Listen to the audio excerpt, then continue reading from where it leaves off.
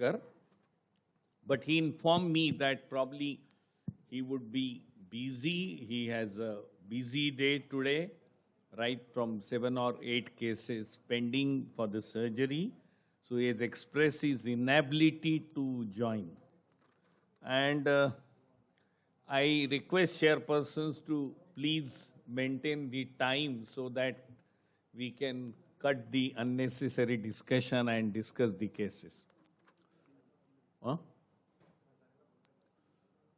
I will request Dr. Hazare Vendi to chair the session during the second case, or you can join. Because I requested him to join as a special guest to have his comments on Hirschsprung's disease.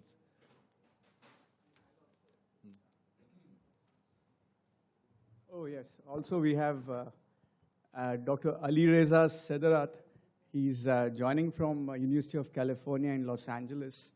I trained with him, and he's an extremely skilled endoscopist, and I learned a lot from him. He's joining us online. He was working, so we were not sure if he would be able to join in. But I'll just say hi to you, Ali. It's really nice to have you. I know you're busy running 2 rooms, but during the second case, I'll maybe give you an update, and if you can log in during that time, we'd appreciate it. Thank you.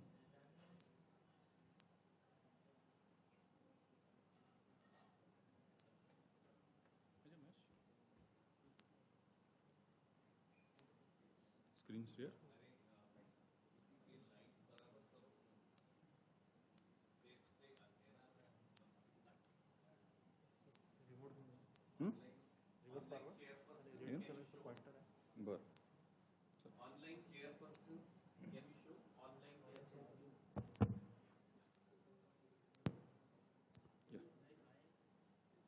Shall we begin?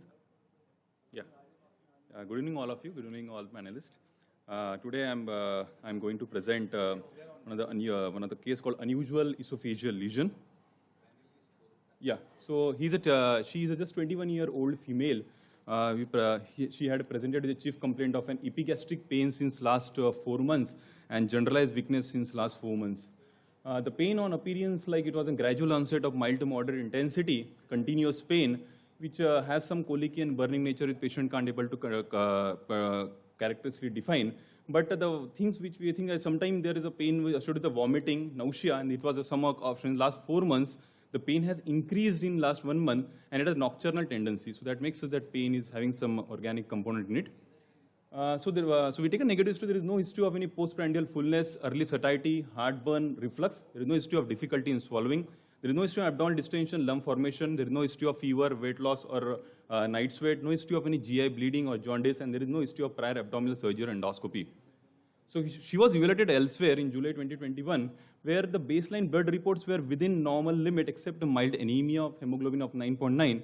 The viral markers, including the HIV, HBsAg, and NTSCV was negative, and CRP was elevated, and UHG abdomen shows was within normal limit. So patient was treated symptomatically initially in their local town with PPIs, antiosmotics, and sequentially sometimes she has a history of taking NSAIDs for the pain and iron supplements, multivitamins, and neuromodulators. But still, in spite of this, the pain was not increasing, and she had no relief. Rather, since last 1 month, the pain has increased.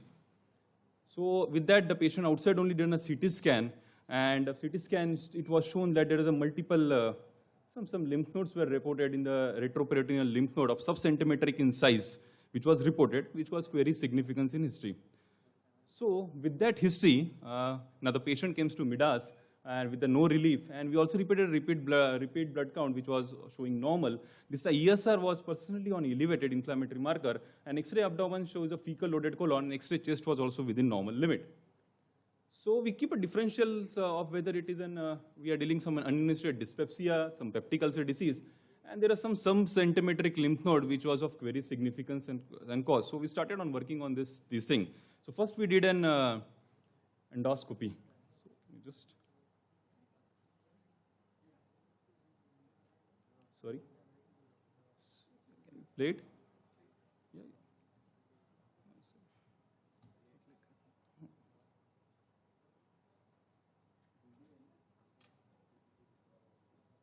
Yeah. So we did an endoscopy. In endoscopy, we found this some linear hypertrophic type of lesion around 19 centimeter from esophagus.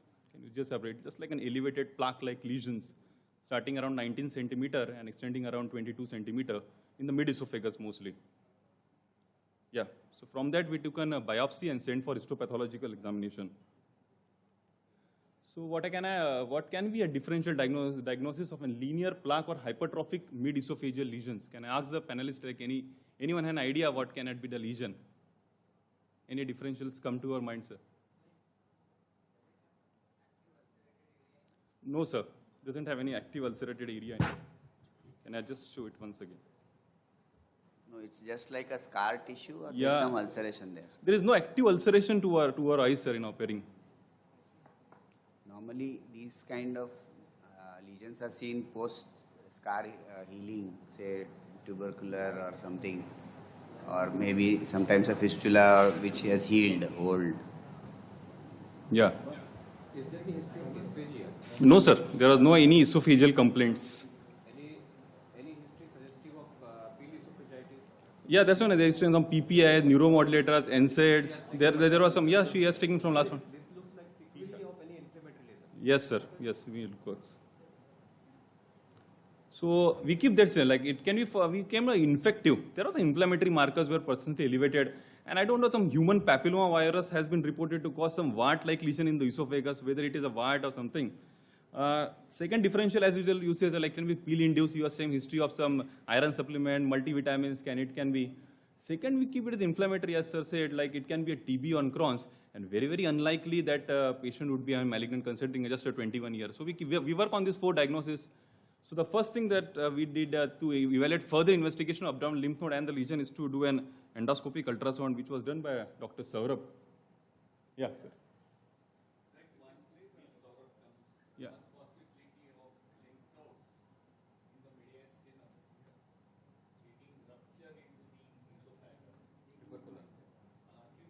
Yeah, sir.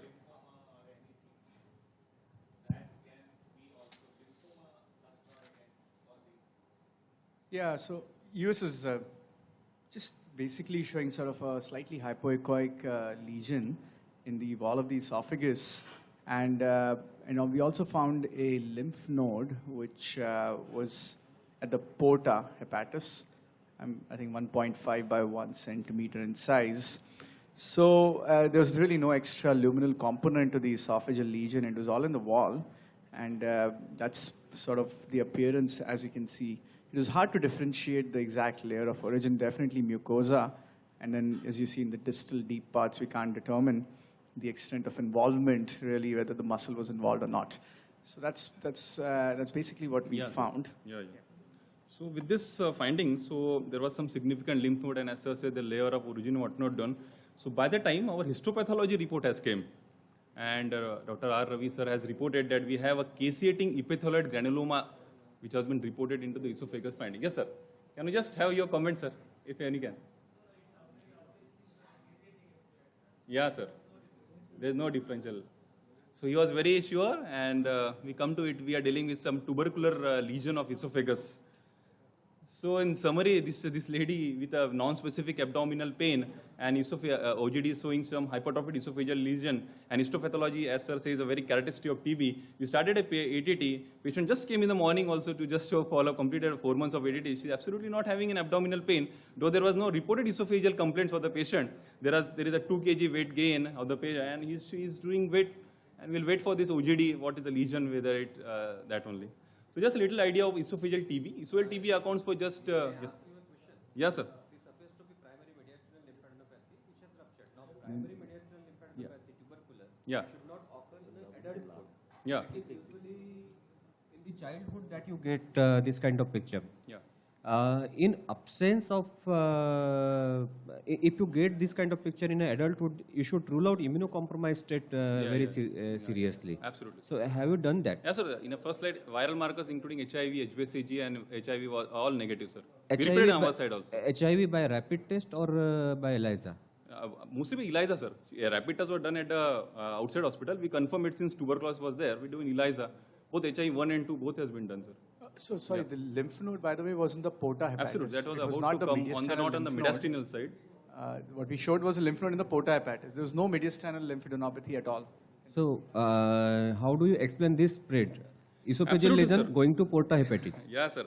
So, reporting a primary esophageal tuberculosis itself is a very rare phenomena, considering that esophagus has a very strong squamous epithelium that is protective for its AFB bacilli. So, explaining without a primary is very, very difficult. So, it is one of the rare cases of primary esophageal tuberculosis, if we can say. There is nothing like a mediastinal lymph node which has spread from then and then enter into the esophagus. It's very unlike. Was a CT chest done? CT chest also is done, sir. It was negative. See, actually, the idea of getting EOS was to find out whether there is an underlying lymph node and to get a FNA from the lymph node also. So, because we were not sure what it is. Yeah.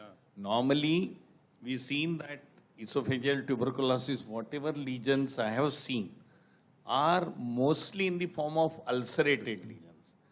We haven't seen a hypertrophic lesion like this. So, in fact, in the depth of hypertrophic lesion, there could be an ulceration and with the overgrowth of, but this is not mediastinal tuberculosis causing because no lymph nodes there. Yes, sir. So that's why Usually it's a what primary. happens is, basically in all extraintestinal tuberculosis, what happens is you get a bacteremia in the childhood and the tubercular bacilli are sitting either in the liver, kidney, lymph node, esophagus, stomach, and because of depressed immunity, they can get activated. The porta lymph node, did it show tuberculosis? No. So see, I think one, it was not a very big lymph node. 1.5 by 1 is not huge to give great sample. Two is, you oftentimes just find porta lymph nodes 1 to 2 centimeters in size, which are not concerning at all. So, so in that context, I didn't feel that there's a need to sort of re-biopsy. It'll add to the cost for the patient. You've already proven it in the esophagus. So that was just another finding, let's put it this way. I'm not sure if it was related to TB, or there's just sometimes we find 2-3 centimeter lymph nodes in the porta which mean nothing. You know, so that also happens. Probably it's an incidental finding which cannot be correlated with this primary lesion. That is what I suppose. Yeah. And that needs to be further evaluated whether if it causes any of the problems. That's what we should go for. So both things are independent, I suppose. Yeah. In follow-up, we'll look for that. Yeah. In follow-up, yeah, sir. Definitely. After completion of ATT, we'll do both endoscopy and just look for his lymph node. What can it be? Yeah. So just have a brief idea of esophageal tuberculosis. It just concerns 2.8% of gastrointestinal tuberculosis. As we all know, ileocecal area is the most common, and it compromises just 0.2% of all the tuberculosis in the body. As you all say, dysphagia and retrosternal pain is the most common symptoms, but the abdominal discomfort, odynophagia, hematemesis, and weight loss can also be present.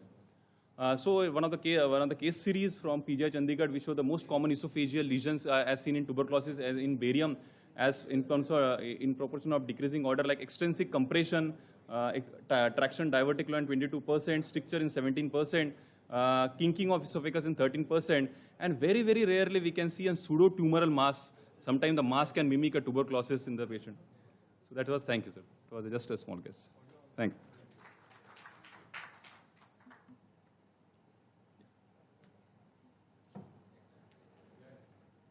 Excellent case presentation, Bhushan. Any online question? Are we catering to?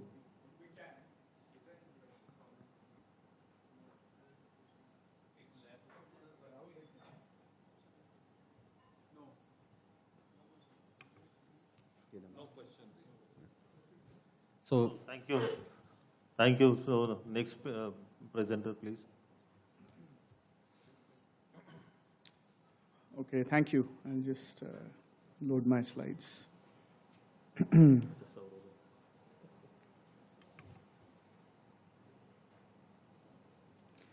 So I have two cases. I'll go through the first one and then get to the next one.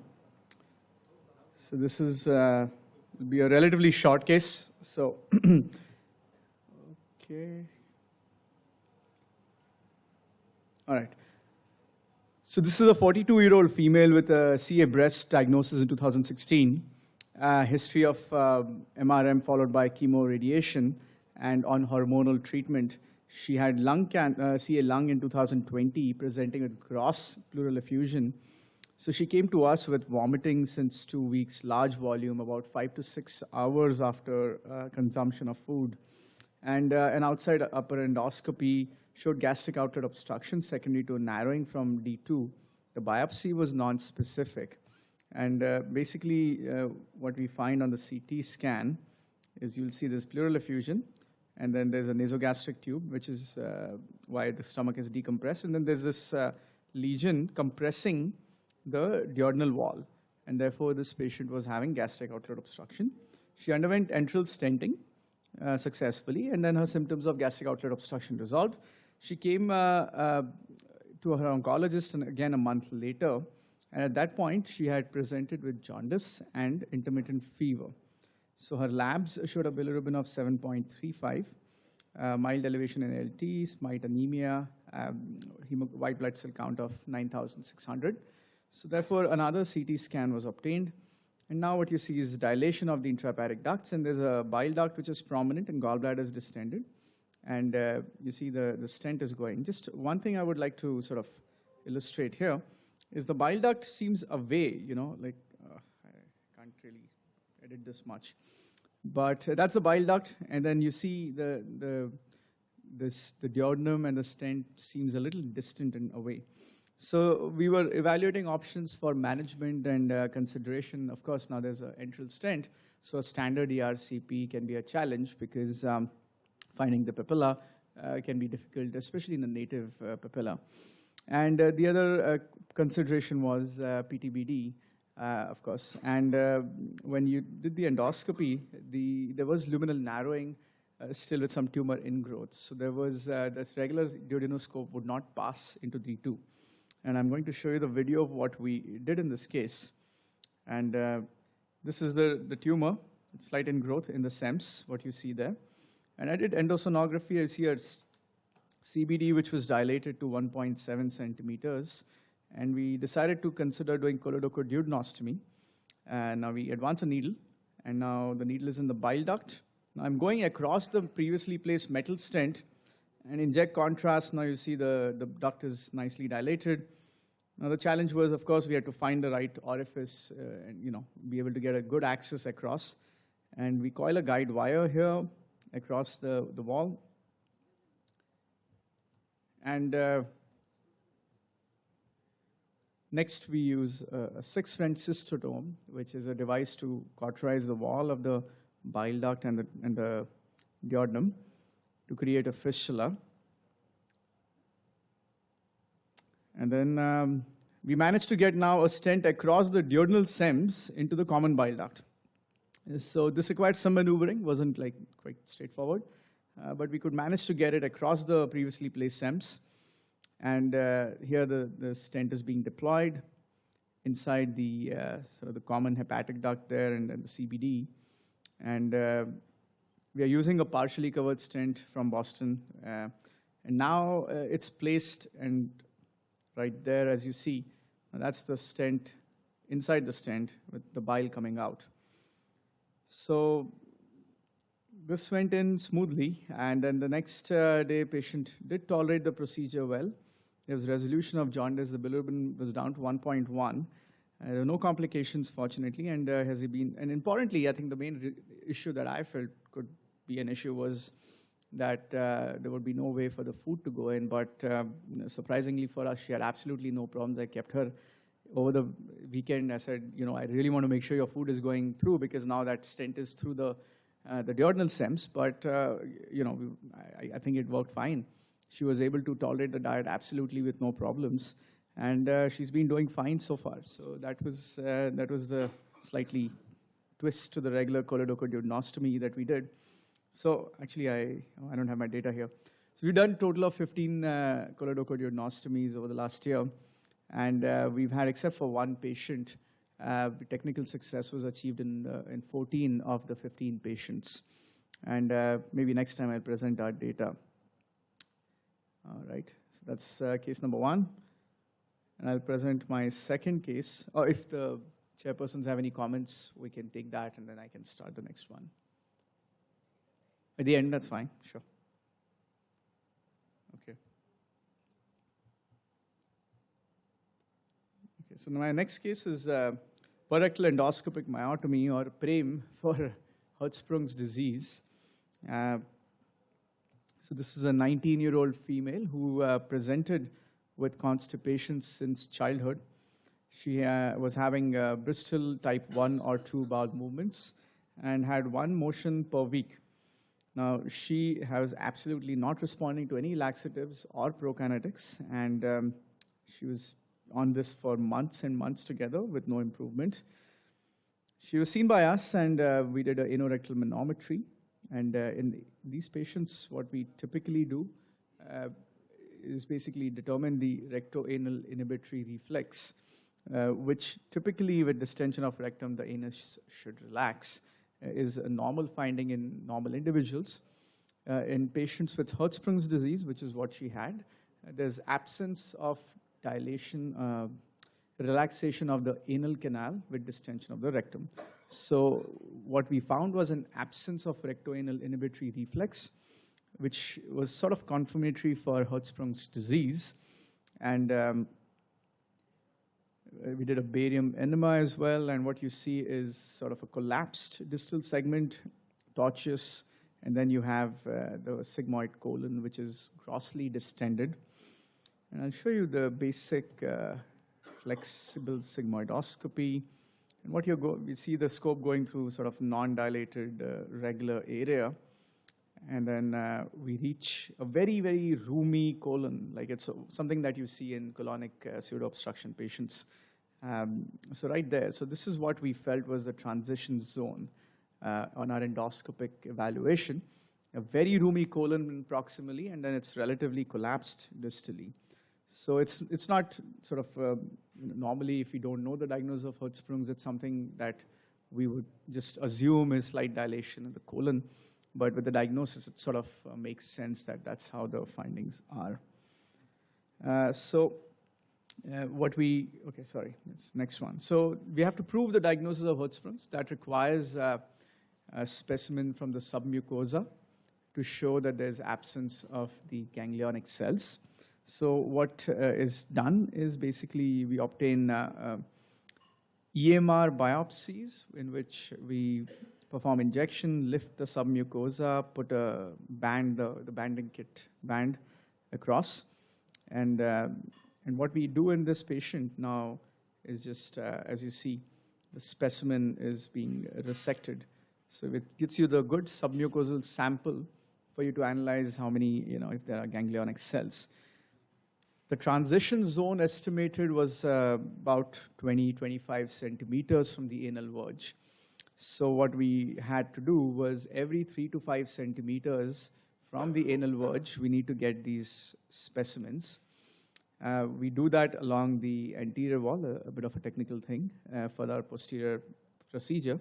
So we do that every 3 to 5 centimeters, get the submucosal sample, and you want to go beyond the transition zone that you expect, because what you want to show is a transition from normal segment of colon with ganglions, and then the transition zone, and then the aganglionic segment. So you do every 3 to 5 centimeters and give these samples. And then what we see, and I'm not a histopathologist, Dr. R. Ravi is an expert here. So there was aganglionic segment till 23 centimeters from the anal verge. Please feel free to comment on the images if, yeah.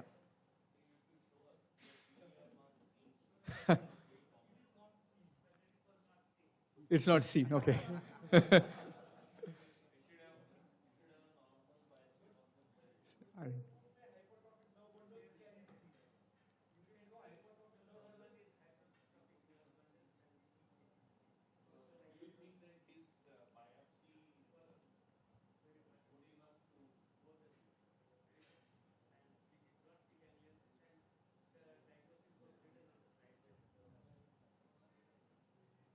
Okay. Submucosal specimens, yeah.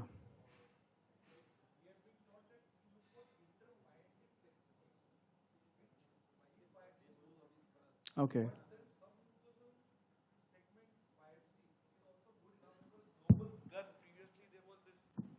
There was this Noblet's gun, suction biopsy was done. Yeah. And that gives equivalent results. So you do not, actually the point is you do not necessarily need intermyenteric biopsy also. Okay, thank you. No, Dr. Hatwar is here, thank you. So, sorry, I thought, yeah. Okay, so, so anyway, so now that we know that there's a 23 centimeter segment of the sigmoid in the rectum, which is affected, so we, of course, had option of doing a standard surgical intervention. With our experience in third space endoscopy, we figured we should plan for a per-rectal procedure and give it a shot. If it works, why not? And if not, certainly surgery would be a certain option. So just to illustrate the point, for all of you, I think most of us are familiar with POEM, and we've shown it in different meetings, where basically an entry is made in the submucosal tunnel with an endoscope.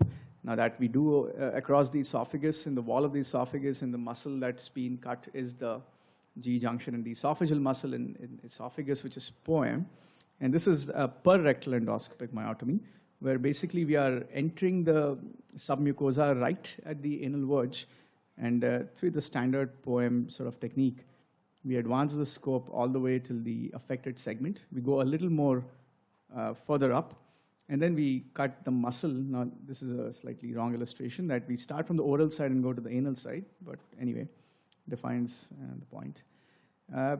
Just another sort of more realistic illustration in this case, where we really had to go a fairly long segment, so it was not a straightforward case. And so the preparation involves, as with Hirschsprung's disease patients, they do not evacuate the motion, so we require 2 days of prep. And it's quite annoying because there's still stool despite prep. So we really have to have it clean, especially for this case.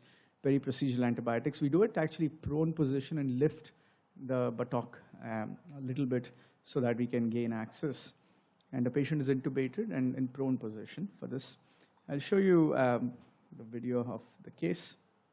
Here we are. You see those scars suggestive of our biopsies that we had obtained. I just did a little bit of biopsy during procedure to make sure that I know where where I have to end my tunnel. Now here is the narrowband imaging showing the squamocolumnar junction, and right at the anal verge, just about half to a centimeter proximal to it, we go ahead and inject our methylene blue and normal saline. So now you see there's a nice lift of the mucosa, and then I'm using our endoscopic knife, the triangle tip knife, to make a transverse incision in the mucosa. Now this is, this tunnel, entering the tunnel can be a more challenge than a standard POEM in these patients, just because we are not having much space to work with. It's right at the anal verge, and here we are going ahead with sort of a transverse incision, what you see, and there are a lot of blood vessels. So that's the other challenge that you encounter when you're doing these patients. Of course, this was a much longer case than I'm going to show you, and I'll tell you the challenges that we encountered as we are learning how to do these procedures. So now there are a lot of vessels, as you can clearly see, and in fact, the entry was quite a challenge because there's another bleeding vessel, and once you stop a bleeding vessel, then your views get obscured. So the entry in the tunnel can be, again, a challenge. Now you see now that I'm prophylactically doing vessel coagulation. So you really have to be, careful in how you approach it, and we had to cauterize vessels, and steadily we could finally gain access, because this is probably the most difficult part of the procedure. Now what you see is the inner circular layer of the rectum, and we're pretty content and happy now that we are inside the tunnel. And we continue our dissection with this triangular tip knife, and what you oftentimes encounter is bleeding from some vessels. Sometimes you don't see them. And right there, so just go ahead and stop bleeding. Okay. So the muscle and the rectal mucosa is quite thin as well. So here, after some difficulty, now you see all that after stopping the bleeding, everything is cauterized, so our entry can become a challenge again. So now we finally found sort of a location just lateral to it. And now we continue with our tunneling. There is some fibrosis. You see those fibrous strands. Not sure if this is a long-standing Hertzsprung's, because it's obviously she's 19, so therefore developed fibrosis in the submucosal space. Not sure if that caused it. But then we go ahead and then we do this dissection steadily in the standard manner how the poem is being performed. And then we use the prophylactic coagulation of any larger vessels is performed. The difference is really, I think, the course of the scope. Now, standard poem is basically just straight down the esophagus. And here we are dealing with rectum and then sigmoid, and, it just goes up and down and up. And here I have created a decent tunnel, and we go in and check again and see, if we have really reached our goal. And, well, I can fast forward maybe if I can. Yeah. So I knew how much I had to go. Now I was very close, and therefore it's important to check and know exactly where have you reached. So now we reached, and then we continue our dissection, because we want to make sure that we go beyond the affected segment.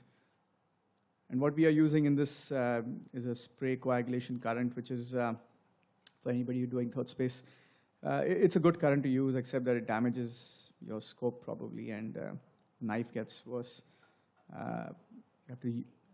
You can't use the knife for too long. That's the problem. But it works very well, and the risk of bleeding is much lower with that current that we use.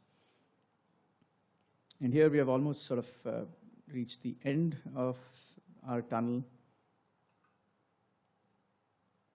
Now I'm just going to pull the scope back now just to appreciate how long a tunnel we have created.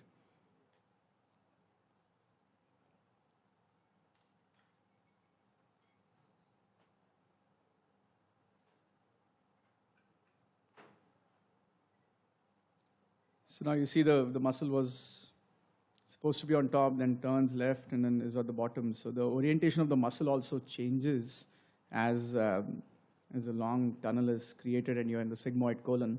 So this is not your usual poem where you have orientation at one side and the other side is mucosa.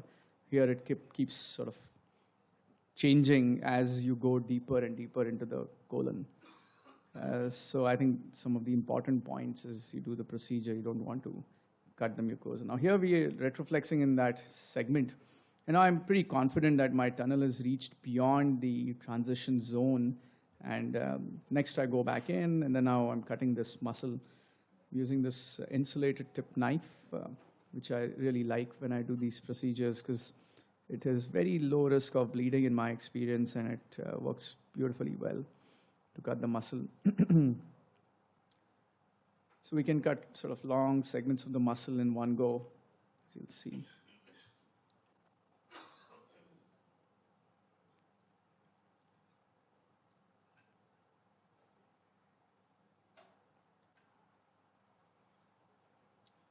So now as we, okay, I'll just see.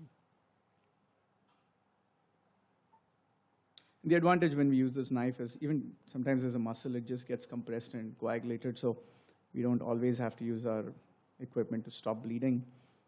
But then, of course, there can be bleeding, as you can see, and you will see there's peritoneum at the bottom because now we have reached the sigmoid colon.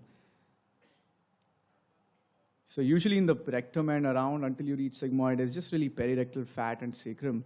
But then once you start going up, then you'll see the peritoneum, which we could clearly see in this patient.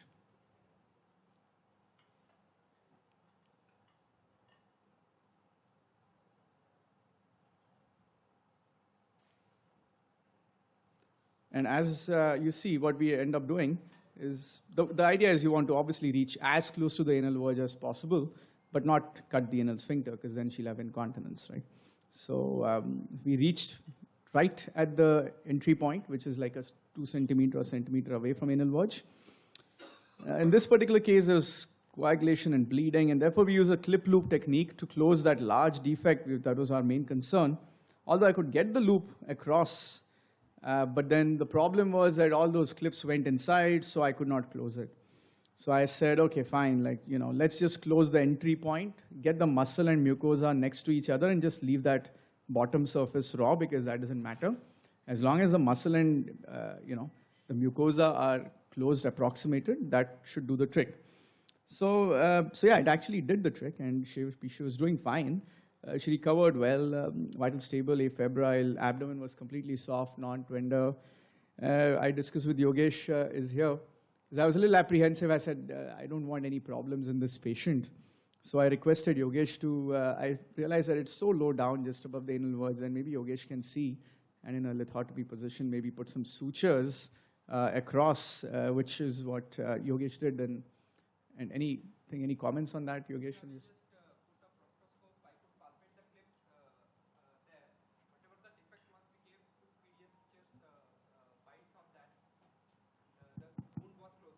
Defect which was there, which was closed on day 3. So we could just close it. It was just 1 centimeter above the verge. So after putting a proctoscope, we could see that defect, V-shaped defect, and we applied sutures on that. Yeah, so thank you. So Yogesh very nicely applied the clips, the sutures, and patient again did fine for another day or two. And then she went home, and then she comes 2 weeks later now, and now she developed some abdominal pain with some tenderness and guarding. So I was surprised, because I was like, this patient tunnel was closed. She was fine for 2 weeks now. Why does she suddenly have abdominal pain, tenderness, and guarding? So we did a CT, and she now has free intraperitoneal air now, which is something I was not hoping, because I was like, everything seemed fine. Why should she develop this? You can see that.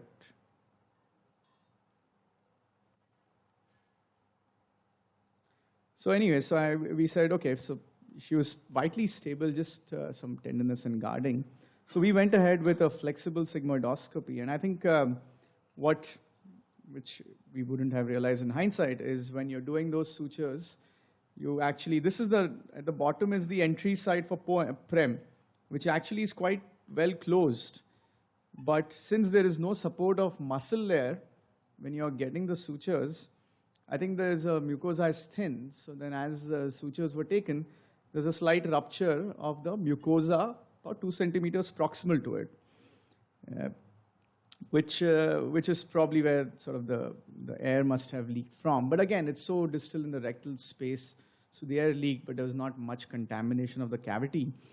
And so then we just ended up putting some clips on that site. Although it was hard, because there was no muscle there to support, so closing these mucosal defects can be a bit of a task. But anyway, we managed to close most of it, and then she did totally fine then after that. Didn't have any issues. So now, more importantly, it worked, because she managed to have a bowel movement every day after that. I did have to put her back on some low-dose laxatives, not by any means close to what she had tried before. But importantly, she recovered well, and now this is almost 2-3 months down the road, and she's doing quite well and having a motion a day. And just a little bit of review of literature, prem or per-rectal endoscopic myotomy. The first case was performed by Dr. Amol Bapa in Pune, and he was the one who actually described the procedure, in which a 20-something-year-old, 24-year-old patient had successfully done procedure in which they did a 20-centimeter myotomy. And this patient did quite well, except for, I think, anal stenosis issue. And then since then, they've published their experience of 8 patients they did. First was the adult, and then the rest were pediatric patients. And they've had good experience thus far. Most of them had between sort of 10 to 20 centimeter myotomy. So ours was sort of longer, about 25 centimeters. And but I tell you, this 25 centimeters was much longer than the esophagus 25 centimeters. Of course, the first time we were doing this, but it was a much more challenging, so to speak, 25 centimeters. But definitely, if it's a shorter myotomy, it probably is a much shorter procedure time and everything. So they've had good experience where post-procedure, most patients have a motion sort of a day, which is the goal.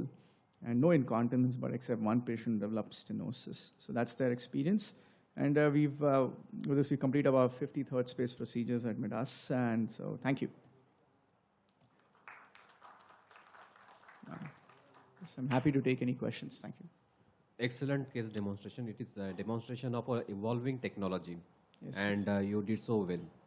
There is one question. The phlegmonous gastritis is reported. Phlegmonous gastritis, the bacterial infection of gastric wall, is reported even after the biopsy. Simple biopsy can result in phlegmonous gastritis. Now we are entering third space through the rectum, which is highly contaminated space. What are the chances that the wall itself get infected during the procedure? With all, I think in any of the third space procedures, we've never, quite frankly, seen the wall getting infected directly. I mean, in our case, no, and even orally, because I'm sure there are bacteria in the oral cavity as well. We go through oral cavity and enter the space outside. So, I'm not. I'm not sure if that really happens much, quite frankly, because it's not reported, at least from what I've seen. Yeah. Okay. Firstly, like Captain Kirk would say, this is one area where no man has, very few people have ever gone in those Yeah, spaces. yeah. Actually, yeah. Actually, I was reading the literature after Sir told me about Prem. Now, traditionally, Hirschsprung's was taught to us as a segment of aganglionosis, which is aperistaltic. Yeah.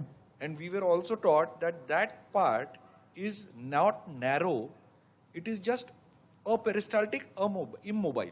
Yes. Yes. Now, my query was, when I was thinking about this procedure, how would a myotomy alone help? Because our procedure, surgical procedures means what? You take away the aganglionic segment, bring the ganglionic segment to the internal sphincter, so that the peristalsis is restored. Yeah. Okay, you could do it by laparoscopy, you could do by Swenson's, Hirschsprung. No, but what we have seen is what I had a talk with Dr. Bapaye also yesterday. Yeah. I have a friend in Pune, and probably the pressures in the upper colon, the dilated colon, they help in decompressing. And we previously had one procedure like this, by posterior sagittal approach, we used to do a myomectomy. But that was restricted only to very short segments, ultra short, or sometimes something called as neuronal intestinal dysplasias, where just doing a myotomy of 5 to 7 centimeters and to a little bit of internal sphincter also, you could have that upper. Now, long segments, I really don't know, because our surgical principles say this. Correct. Yeah. That ganglionic segment should come here. Yeah. But I would honestly say, looking at the procedure, very elegantly done. Oh, thank you. Because it's only mucosa outside. And Yeah. you are using cautery. So very beautifully demonstrated, very elegantly done. And I'm glad I'm a pediatric surgeon and Hirschsprung's presents as neonates mostly. Yeah. So they don't One of the reach best. you. Congratulations for the same. Oh, thank you. I think the point is just like it's analogous to achalasia, where essentially pathophysiology is technically similar, that there is, but That sure. is the point. Achalasia, you have a circular muscle which is spasmic. And the upper esophagus Absence is of, normal. Yeah, Upper yeah. esophagus is normal, but that's dilated because of this spasm. Fair enough. And Because of ganglion cells are present cholinergic all along. symptoms, yeah. Now, this disease, particularly in a longer segment, Yeah. you wouldn't have ganglion cells along the whole length. Fair enough. You get my point? So Yeah. I wonder if the peristalsis proximally will push it more easily now that the muscle isn't there, so there's just mucosa and it just falls, that's what it propagates, the stool propulses more easily is what we hypothesize. In I achalasia, think it is same analogy like in achalasia. You have two types of systems. One is parasympathetic, another is sympathetic. You have aganglionosis of parasympathetic ganglion, if I'm supposed. Yeah. So there's cholinergic is active in achalasia. That results in hypercholinergic mechanism which increased esophageal pressure. So all these cases, It's a functional obstruction. You put your finger, you will not get stricture. So it's a functional because one of these systems is hyperactive. There is other system is not counteracting on it. So as a result of which, you have a hypertrophied segment which is causing obstruction and the fecal matter goes on accumulating. You cut the because you are a surgeon, you are cutting and anastomosing the ganglionic segment. But ultimately, this is the same principle that whatever muscle in a ganglionic segment, which is represented as hypertrophied muscles, or you can say increased pressure of that muscle is cut. So that becomes a sort of a null and void type of thing. That when the peristaltic pressure goes down, that segment becomes like a tunnel and the patient passes motion properly. I think that's the same principle for Hirschsprung which is used like achalasia. In fact, I had also talked with how it came to mind of Dr. Bapai, this thing. So, in fact, I was thinking the same analogy must have given to this concept. Yeah. So not many people outside apparently have tried after him. It's really us and there's one more in AIG. I think they've done one. Yeah, nobody has published actually. Nobody has done it actually. Not even published. To our knowledge, nobody's done it yet. Yeah. No, I absolutely. must think that, tell you, Saurabh is very modest, but we are the third center in the entire world doing this procedure. Yeah, in fact, that is the thing which needs to be complemented. A rare case which you have done. Yeah, really no, needs thank to you. Complement. The only thing is, luckily you got mucosal perforation at a near anal verge. Yeah. If it occurs at a higher level, I think it's a bit of a trouble. No, absolutely. I think in all honesty, had we just left the clips in, probably nothing would have happened. Because the idea is that you just close that and leave it, it'll heal and done. So, I think we were being extra cautious. So I think the patient had pneumoperitoneum, but the rectal contrast which was given during the follow-up, it was not leaking into peritoneum and there was no free fluid in the abdomen. Yeah. That's why we conserved her for a day or two and then she settled on her own. That was the reason why we were not worried that the perforation was higher up. Yeah, And, yeah, correct. I think the point is that there was no gas contrast must have leaked from the perirectal space and that sort of trickled up into the peritoneum and now then that causes... perirectal space gas going up to peritoneum and causing such a huge pneumoperitoneum is also something I doubt. But then there was no free extravasation of contrast or there was no free fluid in the abdomen. Definitely she had pain and distension. But the abdomen was not like a classic peritonitis like of abdomen. It was only a radiological pneumoperitoneum rather than clinical peritonitis to her. That's why we waited and watched and she improved with that. Yeah, I think by and large, usually when we do POEM, we close that area and then nothing happens. Then, that's they true, just recover. That's true, but lowermost part is otherwise also extraperitoneal. I mean, Yeah. how it has entered the peritoneum Yeah, is a that relative actually, mystery, I wonder would how say, it I would sort say. of tracked But up. then gas can travel anywhere. No, but the point is there's no muscle. Yeah. You see, now the anatomy has changed. There's no muscle in that lowermost part. So I was in the peritoneum and I came out and closed the mucosa. Yeah. So now, if you make a rupture in the mucosa, it goes to the peritoneum directly because there's now communication with the peritoneum. Because when I went into sigmoid, that was peritoneum. I was looking at peritoneal fat around. So that's the reason why. But anyway, I think the point is we have to be cautious as we are closing it, as now we learned. And we just try to put clips in the area and then it should generally be fine, is the point, I think, the bottom line. Excellent skills, Saurabh. Yeah, thank you. One question for the first case. Yeah. What care do you take for the papilla while doing the duodenal stenting? I mean, whether it was not taken care, that is why it has resulted in obstructive jaundice or what? No, I think it was about a month after, number one, and there's progression of disease which led to obstructive jaundice. Okay. So it wasn't really, she didn't, it was not. Really the stent. No, it's not the stent, I think the tumor and progression of that. And metastatic deposits causing it. I think, we've now started also offering it to patients primarily because we have developed sort of comfort with this procedure of bile duct stenting, where even if we don't even touch the papilla now. So some patients with inoperable cancers, we directly go and do it with EUS. There's pros and cons, and there is some theory to it that pancreatitis risk is lower. We have been seeing those cases. Yeah, so Fine, thank you. Yeah, otherwise also.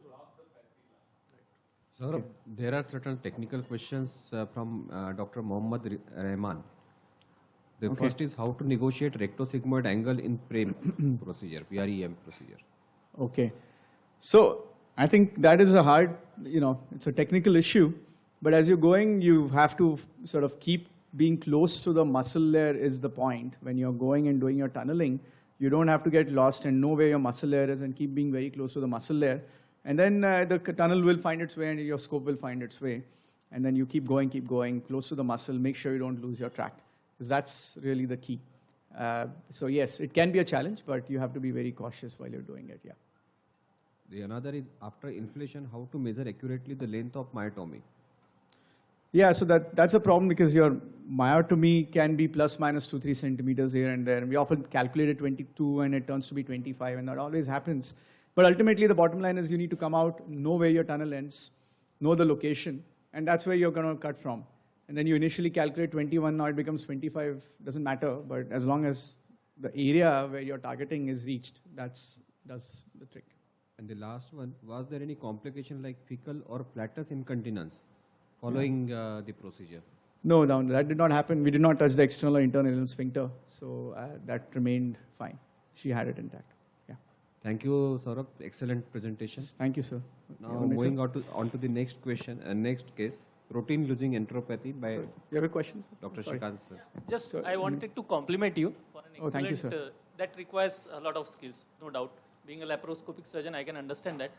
Now, only one thing, you said the most difficult part was entry, right? In the submucosal tunnel, Yeah. just above the dentate line. Can a surgeon help you there? Just because we do it routinely in, say, perianal surgeries. Yeah, I'll ask Yogesh next time. So, I mean, entering in the submucosa just above the dentate line Yeah, with the yeah. cautery, and then you can carry on with the endoscope. Just Yeah. I Yeah, mean, no, a you're suggestion. using flexible instruments. You're right. Yeah. I think the question is to make sure that, Yeah, you, that can be done with naked eye, with a proctoscope, and then you can carry on with the. yeah, no, that's a great thought. We'll Entry as well as request. exit. exit. Sometimes, yeah, that apparently. Suturing is nothing that you can also do. The Yeah, mucosal suturing no, the is- problem is we don't want to suture it now Yeah, because then it'll pull the normal mucosa. No, that's why clipping is actually a better option then. That's fine. Anyways, Thank you, congratulations. thank you, sir. Thank you. In fact, because of the, probably, I think Yogesh must have put the stitch pulling the mucosa. That possibly might have Sir, resulted. don't put blame on me. No, I'm just explaining the mechanics. I'm not putting blame on you. So, and another interesting case of protein losing enteropathy. किए क्या on?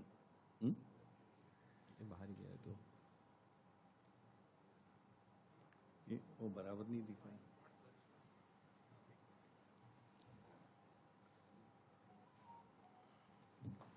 This was another story of a young man, 34 years old man, who presented to us in September 2021. He had COVID in June 21 and received remdesivir and steroids. Hospitalized for 1 week, and this was followed by periumbilical pain, which was postprandial, nocturnal, non-radiating, and this was associated with loose motions, which lasted for 6 weeks. They were small bowel type, large volume, watery, loose, with no blood. Initial evaluation showed that the hemogram was normal. Counts once only were 1600, probably the effect of drugs, but subsequently in the month of July, the counts were normal. The platelets, again, once they were down, but mostly they were normal. Liver function was normal, but the predominant thing was severe hypoalbuminemia to this patient. Globulins were normal, the alk phos was normal. The other investigation, because she was being followed up by a gastroenterologist, qualified gastroenterologist in Amravati, and there was no evidence of eosinophilia. Eosinophilic absolute counts were normal, IgE was normal, thyroid was normal, urinary protein, normally we expect 150 milligram per 24 hours. It was 290. The stool normal for fecal occult blood was negative, P-ENCA, C-ENCA, all these investigations were done, ECG, echo, everything was normal. The CT scan revealed that there was a diffuse wall thickening. You can appreciate the wall thickness of the entire small bowel. The lymph nodes were not remarkable. All this was done at Amravati. Endoscopy was normal, colonoscopy was normal.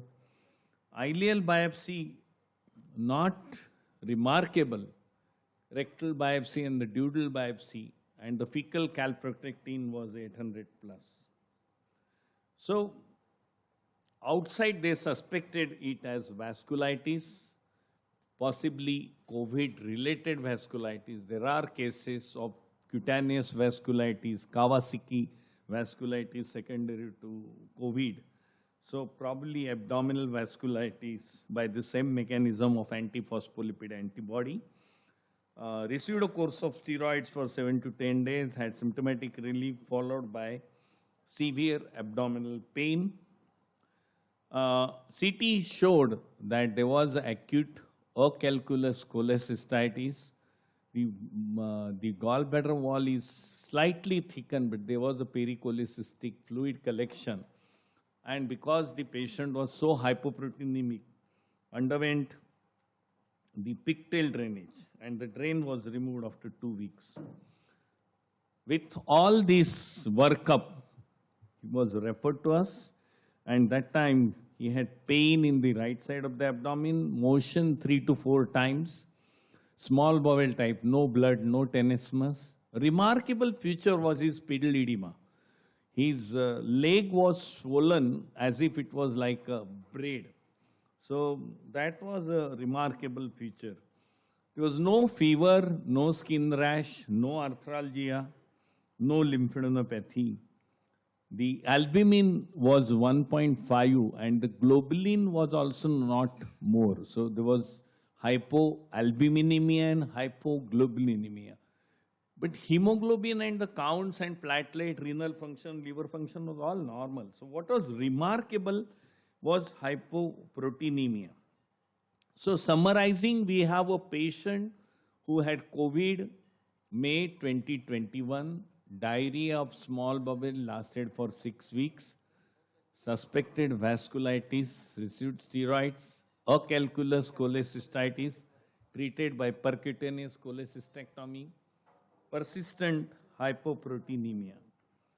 So, what are the possibilities which we thought? The first possibility which we thought that whether this is nutritional, because he had remarkable loss of appetite and all these steroids, drugs which are given during COVID period, they lead to loss of appetite. So one, in fact, I must tell you here that I had sent this patient with considering as it's a nutritional, you improve your proteins and come back after 6 weeks. But probably the patient was referred to Saurabh and Saurabh happened to see and he felt that this protein loss is more disproportionate than what it is. So a decision was taken to better to investigate the patient. So one was vasculitis. The second was ischemic because COVID is associated with ischemic. And the problem about ischemic was there was no significant abdominal pain which you get in ischemic bowel. Third was inflammatory because all these patients, they receive NSAIDs and they are inflammatory like Crohn's disease can also happen. So these were the possibilities thought. So we decided to do capsule endoscopy. Can see here, can see big ulcers in the small bowel. Can see these big ulcers, and they were studied in the small bowel. The entire small bowel was studied with big ulcers like this. So we didn't know what is to be done for these ulcers and what is the etiology of these ulcers. Of course, the disease was in the small bowel, so the next option was to go ahead with double balloon endoscopy. Ravi did this double balloon endoscopy and he has taken the biopsies. Ravi is here. You want to comment? Or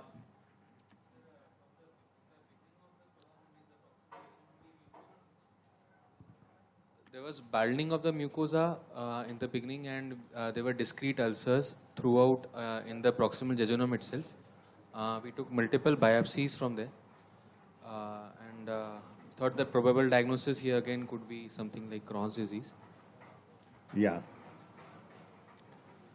So basically, this patient had multiple small bowel ulcers, which possibly would explain the severe hypoproteinemia which the patient had. Another Ravi? Because this was a What challenge. we saw was submucosal edema, plenty of lymphoplasma cells. At places there are many eosinophils also. Despite, whenever you report an inflammatory bowel disease, you need the help of a gastroenterologist, because the pathologist himself has to become a clinician to correlate. And here it was very difficult. We saw plenty of eosinophils also. And we also knew that patient was on so many drugs earlier. So we gave an option of drug-induced, but then we did keep a strong possibility of Crohn's disease. What do you see in vasculitis, Ravi? Vasculitis, sometimes you see blood vessels which are surrounded by fibrinoid necrosis and inflammatory cells, which we did not see here actually. So we could not. You feel that the biopsies were adequate? They were more than adequate. So what do you see in Behçet's disease? Sorry, just out of curiosity. Behçet. What do you see in Behçet's disease if this patient had Behçet's? Behçet's also you'll see vasculitis practically.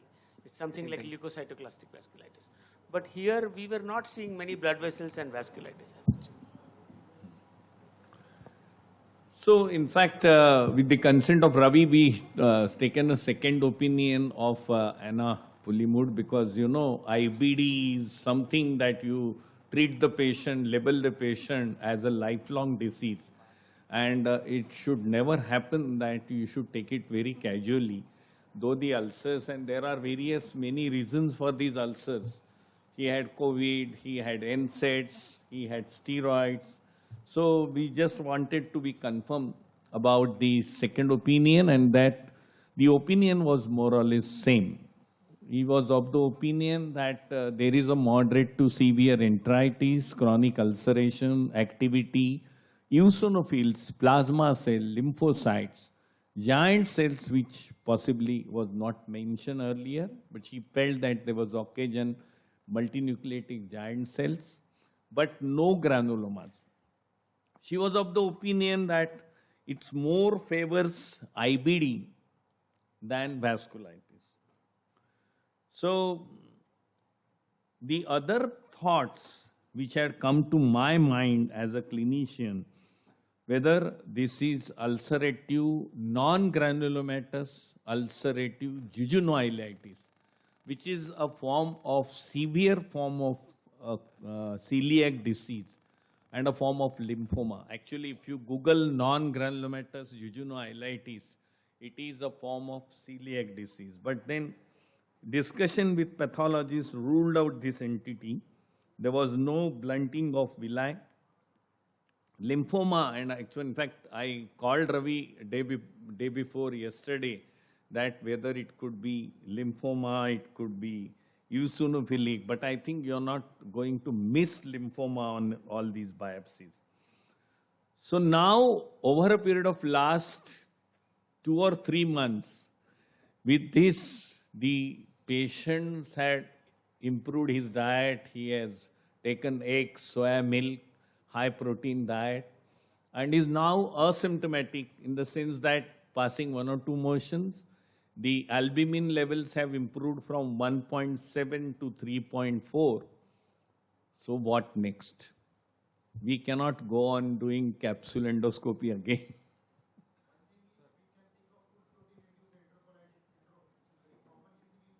Can you take a mic, please? We commonly see food protein induced enterocolitic syndrome in Milk pediatric protein age group. allergy. And Milk protein allergy like. Many allergies. We get Yeah. so much poor. It's more seen in pediatrics. We see routinely all such cases, but definitely in adults I have no exposure. Regarding the histopathologists, if they have done mass staging specifically for celiac, and duodenal biopsy sample should be reviewed again, specifically for mass stagings and number of lymphocytes per 100 enterocytes, because it is very easy to miss celiac in such cases. Yeah, in fact, celiac was one of the diagnoses do which that, we thought of. Celiac workup, I think serology was expected. Serology we haven't done. We Yeah. must confess here. Actually, in fact, it's a good suggestion that we should get celiac serology. Maybe Ravi sir would help us, because what we see in pediatrics, if there are more lymphocytes. Ravi, actually, you have seen so many celiacs. You can in fact, comment. of late we are seeing many Many, celiacs. many, and we many are we are following that march staging. In this case, I don't distinctly remember. It is worthwhile. But again duodenal reviewing samples this. were taken, sir, in this case. Yeah, yeah. It was taken because we had called it. There was no evidence of celiac. Duodenal but it is biopsy, worthwhile again reviewing. No issue. ileal biopsy, duodenal biopsy, rectal biopsy was done at Amravati. I don't remember whether we have reviewed those slides, but I think it's a good idea that we will review those slides and we get a celiac serology. Get a immunoglobulin profile if possible. IgG, IgM levels. Common variable immunodeficiency do present like this. IgA especially.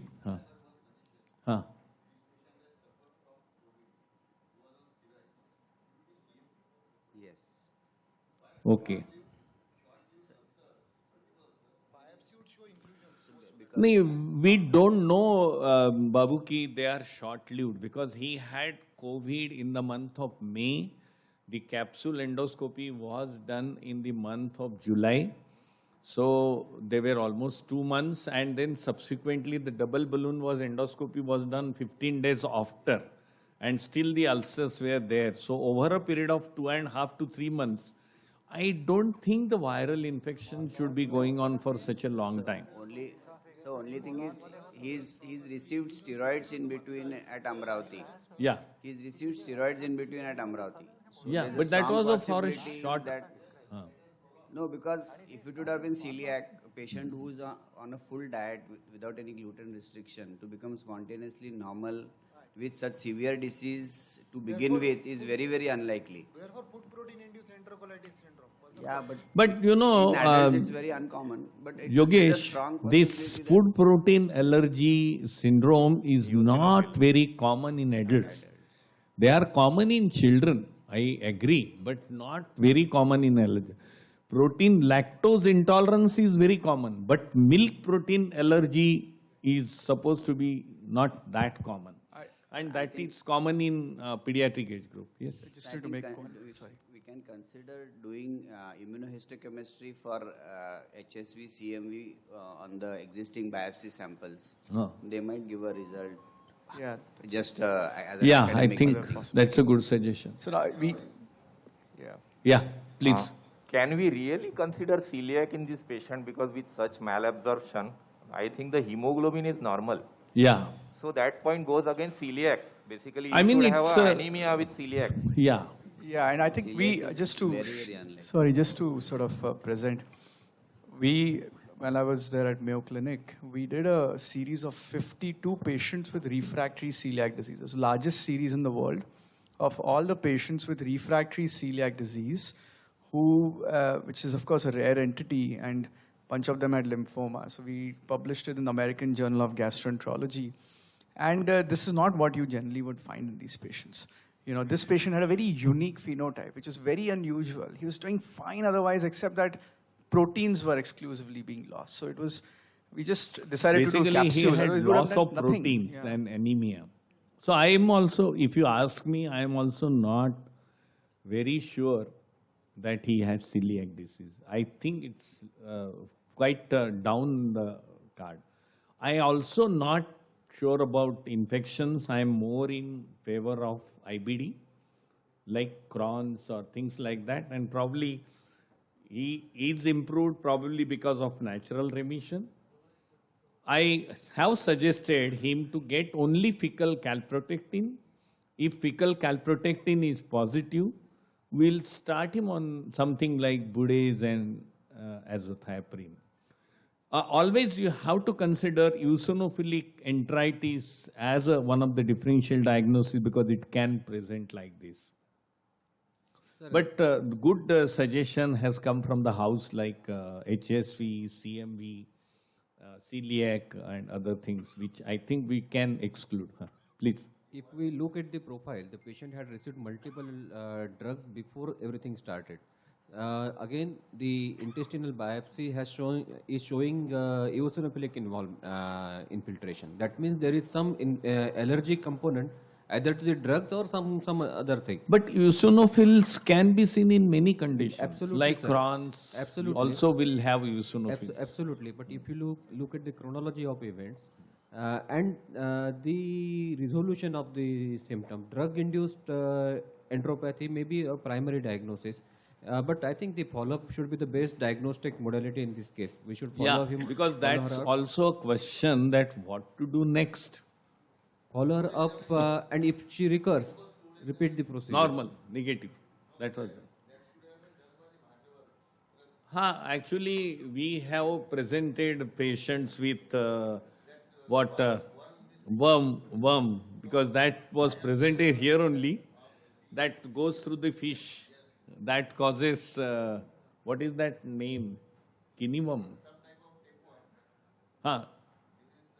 Strongyloides stercularis. We had presented a case of Strongyloides stercularis, which can be really associated with protein-losing enteropathy.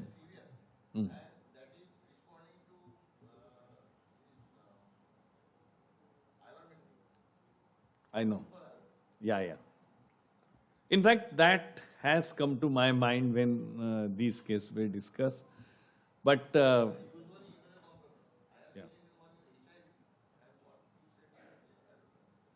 correct.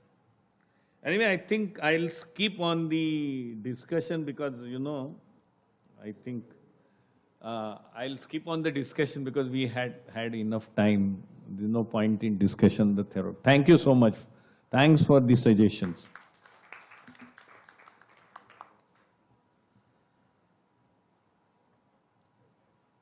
So Dr. Yogesh Bunk for cystic lesion in RIF region. So, good evening.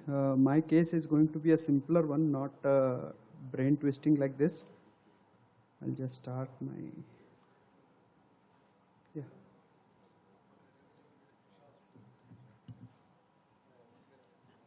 Okay. Screen.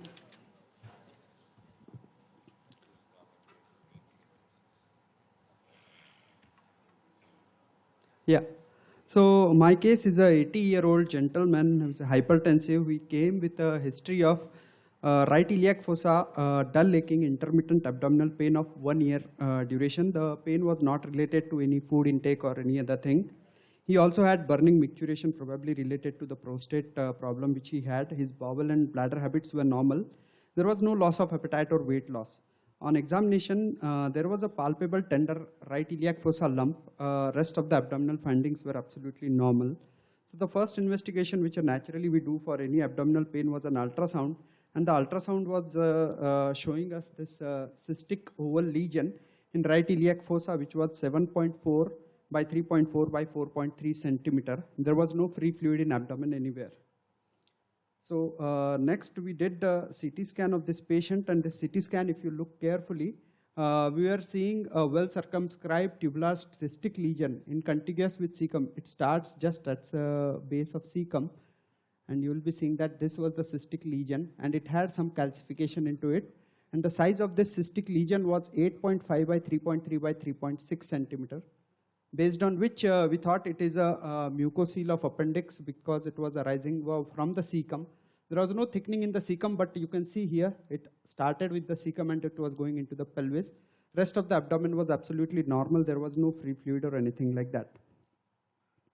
So, straightforward diagnosis, a mucocele of appendix. Now, before this case had come to me, I had thought of actually going in for a right hemicolectomy considering 8.4 centimeter mucocele of appendix. Any mucocele more than 2 centimeters should be considered as a pre-malignant or a malignancy per se, and we should go for a radical resection for such patients. That is what is a classical teaching, or that is what I had thought in my mind. But then considering age of 80 years, I thought why to go for a complete formal right hemicolectomy, why not to think of just an excision of this mucocele by applying a stapler at the base of cecum. And I reviewed literature and I found that it can be done, and that is what is the treatment of choice nowadays. So I'll just show you the video and go through it. So there were some momental adhesions inside. Now once we went in, the small bowel loop in the ileocecal junction were taken up, and that was the mucocele, large mucocele which we are seeing up. It was so much under tension that it could have bursted up any day, and patient was waiting with it since 1 year. Now the principle in this surgery is not to let that mucocele open up or not to rupture the mucocele during the surgery. And if you are looking at it, I'm not grasping it at all, I'm just pushing it with my instrument. And whatever the planes I am creating, I am trying to hold the tissue around the mucocele rather than the mucocele per se. So I'm just opening at my non-tooth forceps and just pushing it and using this tissue around the mucocele to hold it rather than holding the mucocele. You can see there I'm holding this tissue and then doing the separation of tissues so that I get a good margin up to the cecum. So first thing which I did was lifting at this mucocele from the retroperitoneum, and I did a complete mobilization of the right-sided colon. That is the mobilization of right-sided colon and colon, which is being done so that I get good margin. Now again here I am holding the ileal pad of fat rather than holding up the mucocele. This is the ileal pad of fat I am using for traction. I am causing the rightward traction and then leftward traction, and I am mobilizing the complete colon there. Now once the colon was very well taken care of, I could see the base there from the right side. I came on to the mesoappendix side and then started coagulating the mesoappendix. Again, I'm not holding the mucocele at all. During my whole surgery, I did not grasp the mucocele at all anywhere.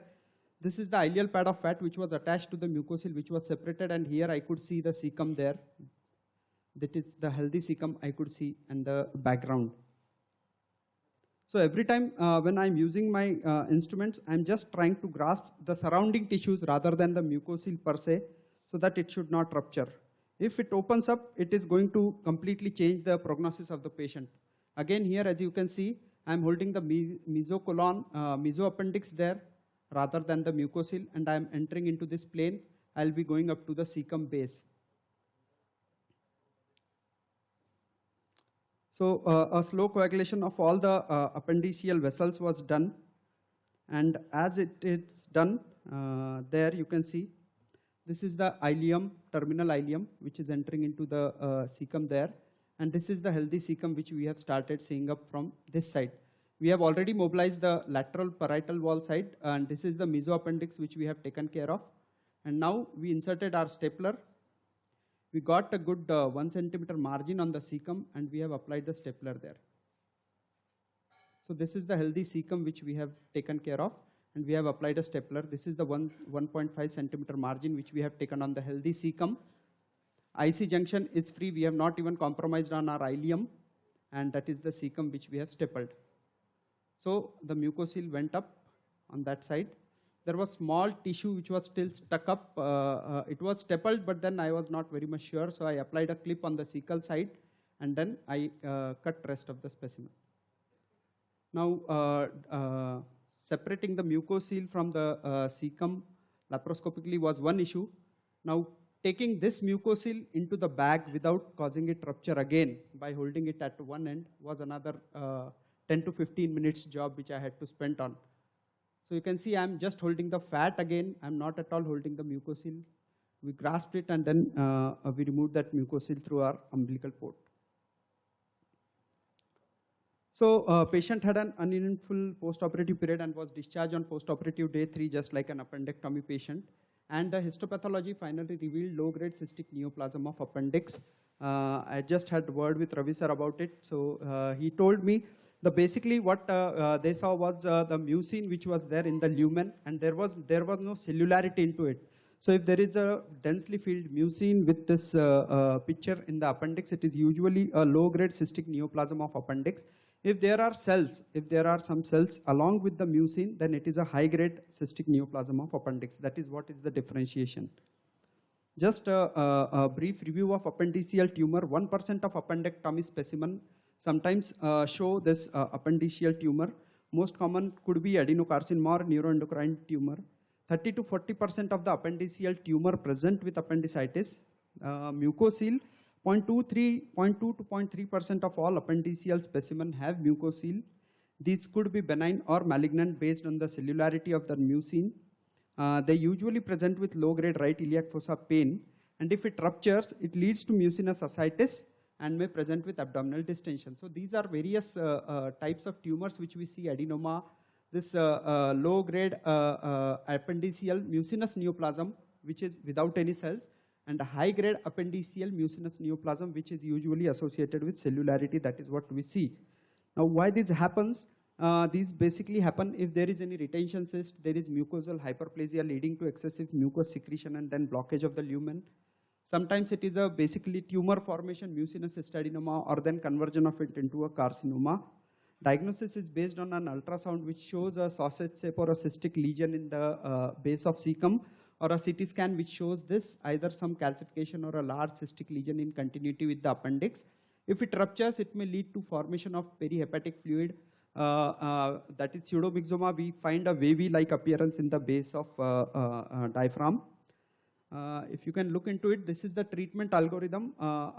This is what I had referred to, and based on this, we had gone for only appendectomy for this patient.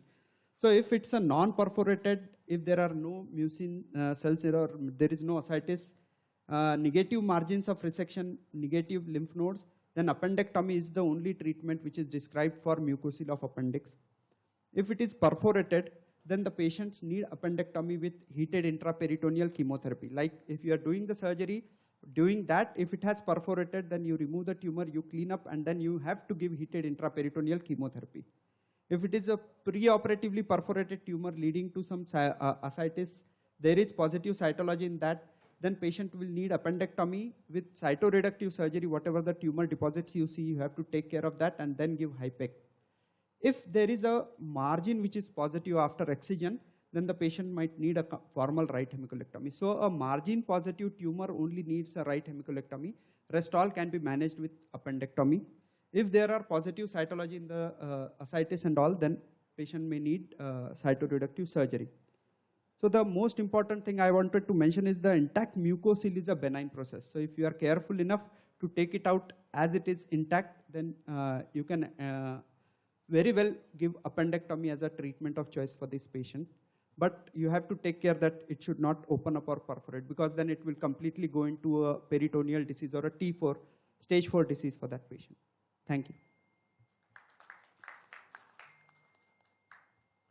Thank you, Yogesh. It's a nice case. You have presented it very nicely and done it nicely also. So intact removal of mucocele, that is the only treatment and a chance to cure the patient. Yeah. Rather than rupturing it. So any question? You didn't mention port position. They must be standard, right? Right hemicolectomy, standard appendix or a right Yeah, hemicolectomy. but sometimes see, while doing difficult appendicectomies, sometimes putting camera port in the suprapubic port helps. I mean, this you did very well. And secondly, as you were saying that you were struggling to put it in the endo bag. That endo bag is made of gloves, so never cut that rim of the glove. Yeah. Okay, that keeps it open, and that helps in putting the specimen like in gallbladder. Because we are also using same gloves for creating the endo bags. That is a small tip. Okay, the this rim side of the glove, okay, that should not be cut. So it keeps it open. keeps stiff. It becomes stiff It's and stiff. it keeps open. Oh, Yeah. Okay. Thank you, sir. Yogesh, the algorithm you Yeah. Yeah. nowhere it mentioned need of an hemicolectomy for these patients. So hemicolectomy, So I when- said it is basically if after surgery, if after surgery there is a margin which is positive, you have No. done appendectomy. No, but when you started the surgery, you said planned for a laparoscopy oblique laparotomy. Yeah, laparotomy. Or right If you read, if I reviewed this, I read this article. They have specifically said if you are dealing with mucocele of appendix, if you have found it on laparoscopy, open the abdomen and do laparotomy, and do laparotomy after, do excision after laparotomy. That is what this article has mentioned in 2012. I have reviewed many laparoscopic article also. They have said it can be done safely if you are not perforating it. But then there is no guarantee that you will not perforate. No, sir, does the size matter? No, yeah, that's to what. begin with When when you I want to do a looked surgery, into it or first you, time, or you are always have to consider after the histopathology. you have to consider it after histopathology. No, so If you are when getting do a you, when do you consider doing a right hemicolectomy in this? So I had removed this if this cecal margin was positive post-operatively. For? Tumor, malignant cells, or there were some deposits of malignant cells at the margin. So a malignancy per se. Malignancy. Not for a mucocele. No, not for mucocele. Low-grade appendiceal neoplasm, but the margin is involved. Then this patient needs right hemicolectomy. I thought to begin with you said that earlier when the size is very large, Yeah. you can consider doing a right So- hemicolectomy upfront. Conventional teaching was any mucocele more than 2 centimeter has a chance of malignancy. So go for a formal right hemicolectomy, treat it as a malignancy. Complete. But does Treat it it. hold true now? No, that doesn't hold true now. You can do a complete excision with applying stapler at base of cecum, take a good margin. If the margin is negative, that is the treatment which is required for this patient. If Yeah, frozen. Yeah.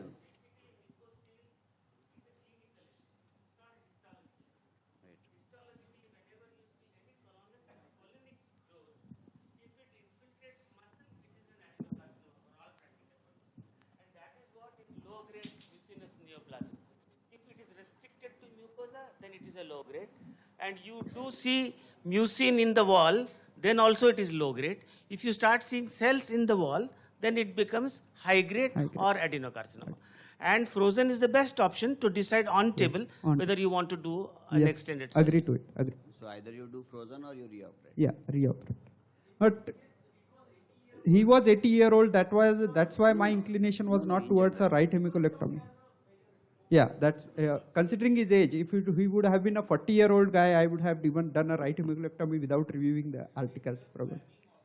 Yeah, I had told sir that might be going in for right hemicolectomy based on the thing, but then I could get a good cecum, a healthy cecum, good margin, so I finished off the procedure. Would a preoperative colonoscopy help in any way? So for I a reviewed all 80-year-old? the thing. Yeah, mucocele So of just appendix. to see a malignancy at the base. Mucocele of appendix I reviewed everywhere.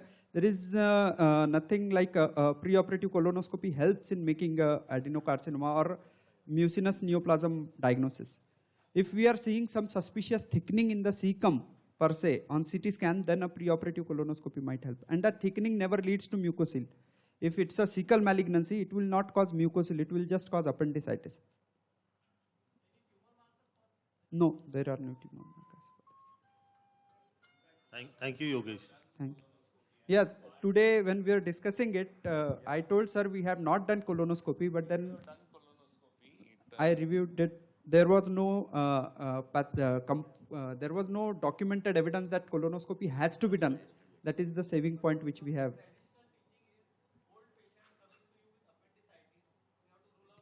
He did not have appendicitis. He just had low-grade pain. Yeah. So we had presented one case of old lady with appendicitis, and I was the one who was behind colonoscopy for that patient, and we diagnosed a CS cecum in that. There was some suspicious thickening in that patient. So. Pseudomyxoma peritoni is the ruptured form of Yes, it. this is the same Advanced. patient. Yeah, if it ruptures, it will cause pseudomyxoma peritoni. That's why an intact mucocele is the benign thing. Thank you. Yeah. Yes. Yeah. Yes, sir. Yes. Thank you. Thank you, Yogesh. Now the next presenter, Dr. Atul Gawande.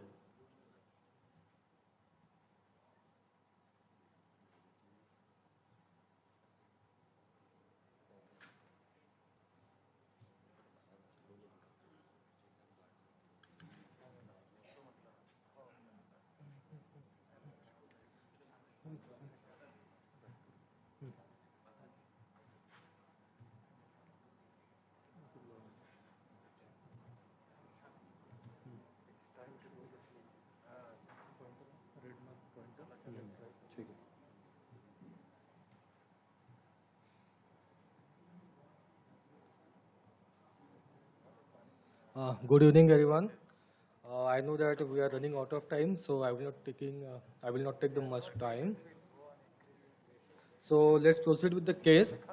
A 35-year-old surgeon, diagnosed case of Crohn's disease since 2010, with past history of pulmonary coughs.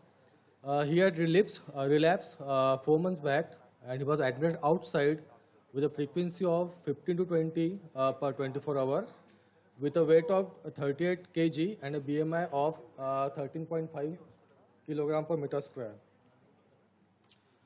On labs, he has anemia with a ESR of 55, CRP of 83, low albumin, and low potassium. He was diagnosed as a severe Crohn's disease. The upper endoscopy and the colonoscopy was done outside. The upper endoscopy was normal, and on colonoscopy, so there were the ulcers with erythema in the ascending colon, descending colon, and in sigmoid, and the terminal ileum was normal. On CT angiography, so there was a thickening. So there was a thickening in the sigmoid colon. Also, there was a thickening in the ascending colon, the splenic flexure, and with the dilated bowel loops. So the biopsy was taken and it was sent to the Rela Institute, Chennai. Unfortunately, we don't have this histopath slides. So on the biopsy report, the patient has the surface ulceration, mucodepletion, patchy distortion of crypt architecture with crypt shortening, crypt loss, cryptitis, and abscess, and there were cytomegalovirus inclusions. Although the terminal ileum was normal on the colonoscopy, the biopsy showed chronioactive ileitis, suggestive of the Crohn's disease. So he was started on oral ganciclovir, 900 milligram twice a day for 3 weeks with a steroid and mesacol. After 3 weeks of vancomycin treatment, patient had pancytopenia, fever, and shock. On CT chest, he has bilateral low lobe pneumonia, and he was referred to Midas. So on admission to the Midas, we were dealing with Crohn's ileocolitis with superimposed cytomegalovirus infection. Pancytopenia, it could be due to vancomycin or sepsis related, and there was a bilateral lower lobe pneumonia with sepsis and a septic shock. His cytomegalovirus PCR quantitative assay was sent, stool CDTA, serum galactomannan, blood culture was sent. On labs, he has pancytopenia with low albumin and high procalcitonin level. So he was put on meropenem, teicoplanin, caspofungin, and GCSF, that is granulocyte choline-stimulating factor. His serum galactomannan was 3.4, which was quite high from the normal, which suggestive of the invasive aspergillosis. His cytomegalovirus PCR was negative with us, probably because patient already has taken 3 weeks course of vancomycin. So this PCR could be negative because of that. He was all out oral liquid with the infusion of amino acids.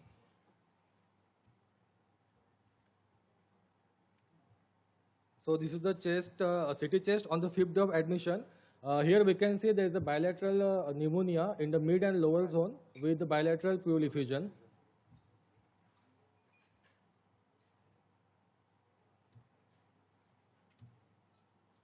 So over a week, his fever got subsided. He was off anatropes and TLC improved. On 9th day, his TLC was normal, and over a period of time, on 15th day, he had normal platelet count. So repeat CT chest was done on 13th day of admission, and here we can see there is a almost complete resolution of the pneumonia, and there is a mild left-sided pleural effusion.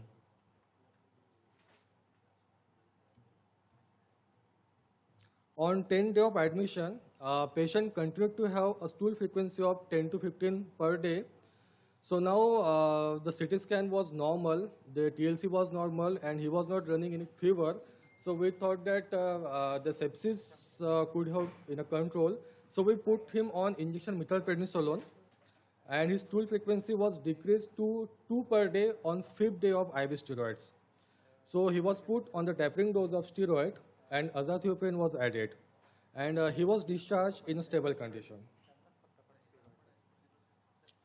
So after 4 weeks of discharge, he was again admitted, now with abdominal pain and a stool frequency of 15 to 20 per day. He was absolutely fine on the tapering dose of steroid, but when the dose of steroid was decreased to less than 20 milligram per day, he started increased frequency of stool. At that time, he has severe anemia with HB of 6.2, hypokalemia and hyponatremia, along with the low albumin. So the hyponatremia and hypokalemia were corrected. So in view of the steroid-dependent Crohn's, because he was responding to the, initially he was responded to the IV steroids at tapering dose, but when the dose of steroids had decreased to less than 20 milligram per day, he again developed symptoms. So this was considered as the steroid-dependent Crohn's. So we planned to start biological. So before starting the biological, so we sent the urine culture and the blood culture. The blood culture was negative. The urine culture was positive for the Klebsiella, and he was treated according to culture sensitivity for 5 days. His X-ray test was normal, and his interferon gamma releasing assay was negative.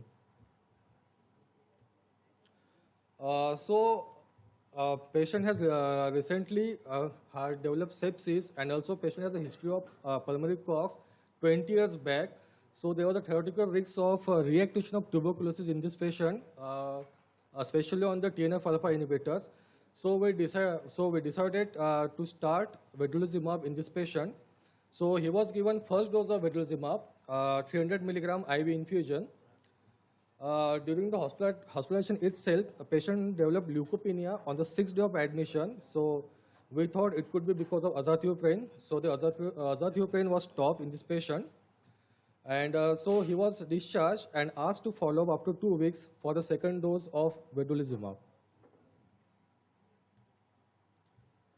So patient came for second dose just 4 days back, and he was completely fine as far as the abdominal pain was concerned, and his stool frequency was decreased from 15 to 20 per day to 7 to 10 per day.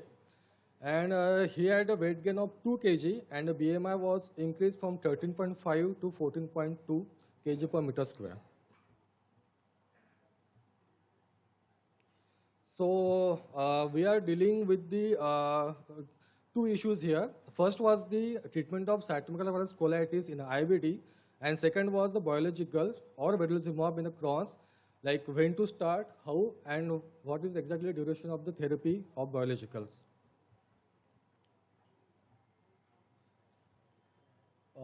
I'm sorry about this slide because, yes sir.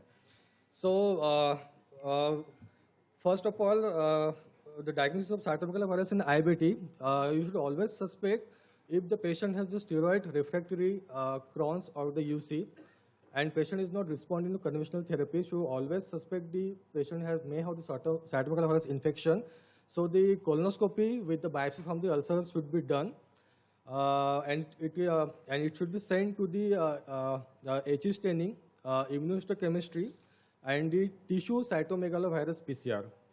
If any one of it comes to be positive, then patient should be treated with the ganciclovir. So there are the different thoughts of the treatment protocol. One school of thought, they mentioned that first treat with the IV ganciclovir at a dose of 5 milligram per kg twice a day, and assess the response on 5th day. And if patient responded to the therapy, you can switch to oral ganciclovir. The second school of thought is that you straight away start ganciclovir for 2 weeks without oral administration. So just a brief review of the use of vedolizumab in the Crohn's. So vedolizumab is a monoclonal IgG1 antibody. It acts by blocking the alpha-4 beta-7 integrin addition molecule in the gut. So it has a gut selective anti-inflammatory activity, and theoretically there is a no risk of progressive multifocal leukoencephalopathy in these patients. So there was a landmark trial which was published in NEJM in 2013, which is also called as a Gemini 2 trial. So in this trial, the patient was randomized to the vedolizumab every 8 weeks, every 4 weeks versus placebo. And here the clinical remission was more in the vedolizumab group as compared to placebo. Now here, so this chart shows the results in the maintenance phase of the therapy.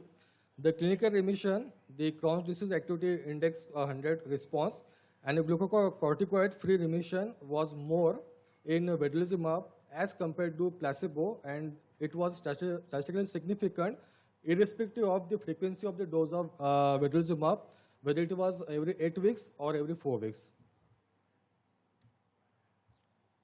Again, this chart shows the response from 6 to week 55.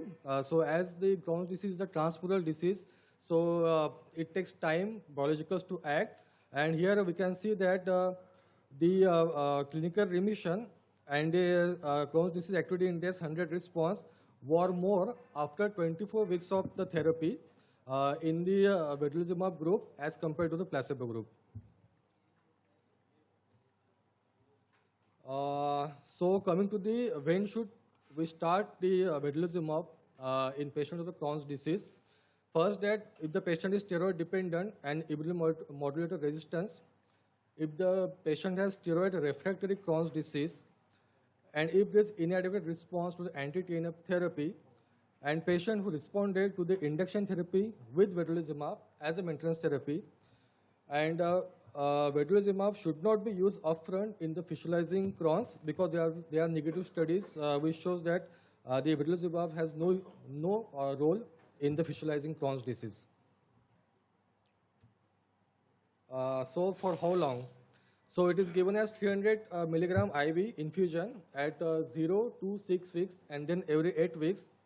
So the additional dose can be given at 10th week if there is no response at 6th week. And if there is no response at 14 weeks, you can discontinue this drug. And this drug can be continued for up to 54 weeks because there was no safety data beyond 54 weeks. For that, we need more studies. So coming to a take-home message, so it is very difficult to differentiate between the relapse of IBD from the cytomegalovirus colitis. So it is very necessary if the patient is not responding to the conventional treatment. So the colonoscopic biopsy from the ulcer should be done to rule out the cytomegalovirus colitis. And it should be sent, the biopsy should be sent for the cytomegalovirus, HN staining, immunohistochemistry, and the tissue quantitative DNA PCR. Vancomycin or ganciclovir is a key drug which can prevent surgery, morbidity, and mortality. So vedolizumab can be used for patient not responding to the conventional management as well as patient resistant to the anti-TNF therapy. Especially this is very important, especially if the patient has past history of tuberculosis.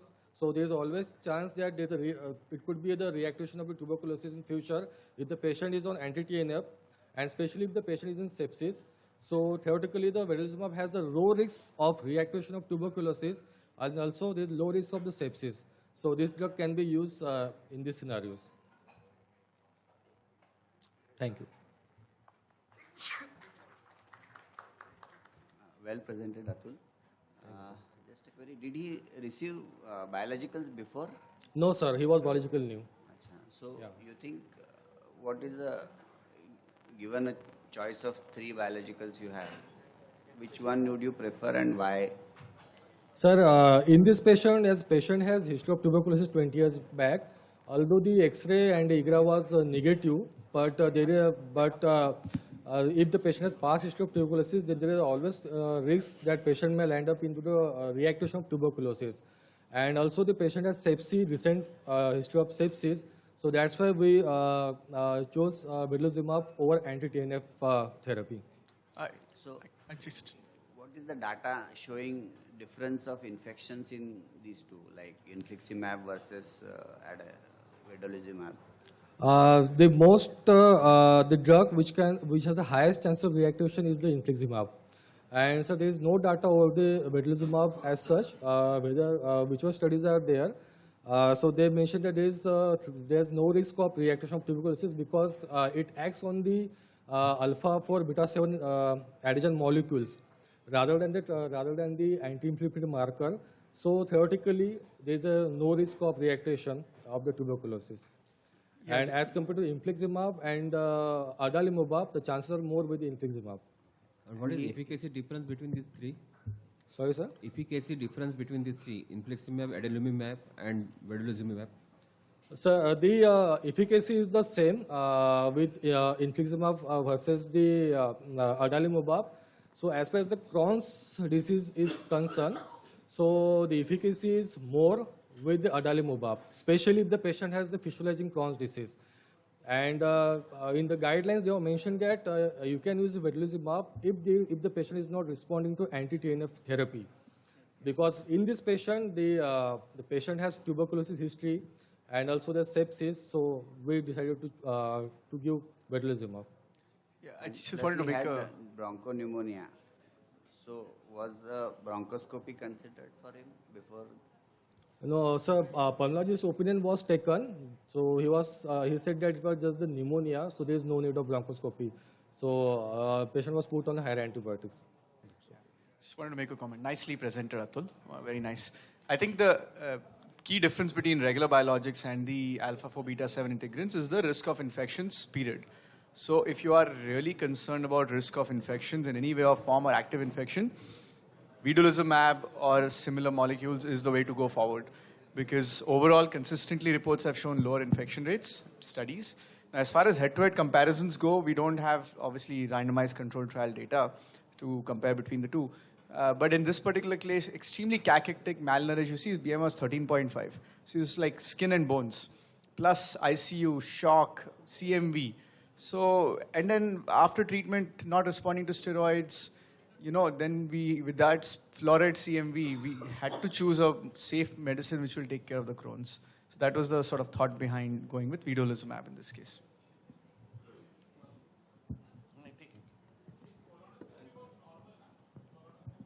Colonoscopy was done by at Akola, and it had shown multiple ulcerations, and the biopsies were there referred from Akola to Rela Institute for histological studies. So all this was done prior. But when he developed pneumonia and he landed up in sepsis, basically the patient is a surgeon. He's done MS, and he was in bad condition with CMV colitis, sepsis, as suggested, leukopenia, counts of low. So he was in very bad condition with nutritional problems. We didn't want to venture on giving anti-TNF alpha because, that increases the chances of infection and much more than that. That's why, in fact, we discussed amongst ourselves and decided to give vedolizumab, which has a better efficacy also. Online questions we may not be able to take, I think. There are online questions, but I think the time is... So let us move on to the next question, next case. Interesting liver SOLs by Dr. Daswani.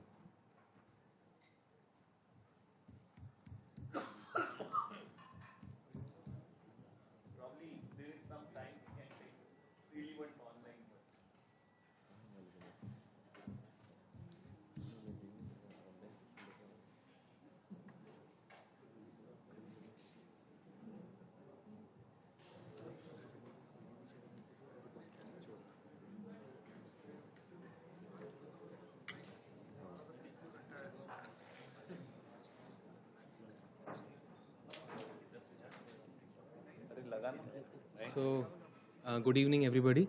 So, my case is the shortest of all because I know I am standing between you and dinner.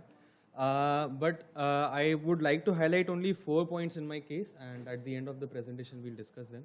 So, this was a 47-year-old male who had presented with fever since last 4 months, which was intermittent. Temperature maximum was 100 degree Fahrenheit, and he had maintained a good temperature record for that. And he had occasional cough, no weight loss, and there was no bowel bladder symptoms to localize. He was evaluated elsewhere and was having normal hemogram. Urine routine was normal. Chest X-ray did not show any cavity or any lesions which are suggestive of tuberculosis. Ultrasound abdomen revealed 2 small 8 to 9 mm hypoechoic lesions in the right lobe of the liver, with caudate lobe being slightly prominent. There were no features of portal hypertension in the form of splenomegaly or dilated portoveillon ascites. AST levels and ALT level mildly raised. The CT scan done again at the native place revealed that liver was lobular, had mildly shrunken and was irregular with multiple hypodense nodules in both lobes of the liver, showing target morphology. They are described as being central hypodensity with peripheral hyperdensity, and these features are more towards something like metastatic deposits. And there were caudate lobe hypertrophy with compression of the IVC and dilated portal vein. The spleen was normal in size with few subcentimetric hypodense lesions in it as well. So at this point of time, the patient had fever for 4 months and had multiple hypodense lesions in the liver. We thought that with target morphology on the CECT of abdomen, liver mets was the highest in the priority list, with primary which needed evaluation. Cirrhosis of liver with regenerative nodules, or in fact a multifocal HCC with HCC having a presentation in the form of fever. Liver abscess, something like bacterial or amoebic liver abscesses, hepatic tuberculosis, and sarcoidosis. So the patient was referred with this history, and we evaluated on OPD basis. The serum markers for HIV, we did it by a card method. It was negative. HbA1c, anti-HCV were again negative. Alpha-fetoprotein was normal. We did a fibroscan which almost entirely ruled out cirrhotic liver with F0, F1 fibrosis. INR was normal. ALT was 70. Total bilirubin was 0.5 and ALP was 177. So on OPD basis only, we asked the patient to undergo a USG-guided FNAC, and the FNAC revealed a classic picture of epithelioid cells, granuloma, and however there were no AFB cells were not seen. So with this impression, we started the patient on 4-drug ATT. The patient followed up in the first week of December and is completely better with no delay.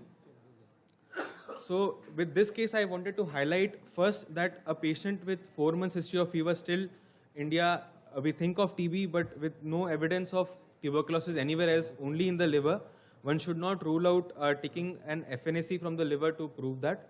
Second, there was no abdominal involvement on the CT. There was no seeding foci on a CT showing that thickening of the cecum or in the IC valve.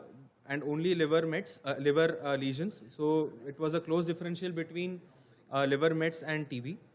And thirdly, the macronodular or the granulomas showing nodules on the ultrasound was also a bit of a rare finding. So 2 slides on the review of literature. Hepatic TB per se is only approximately 1% of all active TB cases. Most of them are miliary hepatic TB, means the focus of the infection is in the lung, and rarely, which is the local, that is 20%, is in the gastrointestinal system. The higher size of the tubercles favors the local hepatic TB, like in our case, and the location of tubercles is near the portal triad. Liver biopsy is the chief investigation here, whereas on a miliary TB we find it on the CT thorax or in the CT abdomen as well. The treatment remains the same. Other thing is, we should always rule out HIV in such cases because higher fertility rate has been noted. Gross granulomas can result in nodular lesions like in our case. Most common features are hepatomegaly and fever, and most common lab parameters are elevated ALP and GGT. Chest X-ray, ultrasound and triple phase CT are important investigations here, and treatment with HRZD for 2 months and followed by 3-drug for 4 months is the treatment of choice. Thank you.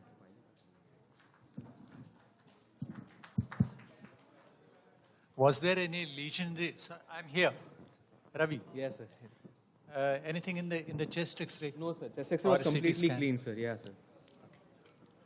So this tuberculosis was restricted to liver. Only liver, yes, sir. There were no lymph nodes in the No abdomen. lymph nodes in the abdomen. See, the idea of presenting this case, is normally we expect granulomas histologically, but solid nodules detected on imaging, ultrasound, in a non-immunocompromised host, one also have to think about tuberculosis. Like gross nodules, it's not very common to have gross nodules. Normally we define granulomas are microscopic granulomas, but we are seeing gross lesions which are detected by imaging due to tuberculosis is not very common. Why not other differentials of epithelial granuloma? Why not a lymphoma, sarcoid? Have we done ACE levels in this patient? No. Have we ruled out sarcoidosis? No, we haven't done the ACE levels in this. Because it's a closest DD, I guess, with liver lesion and spleen lesions. Yes, it is a close differential, but we found the patient had a very good response to ATT in last 2 months, and we had explained the patient.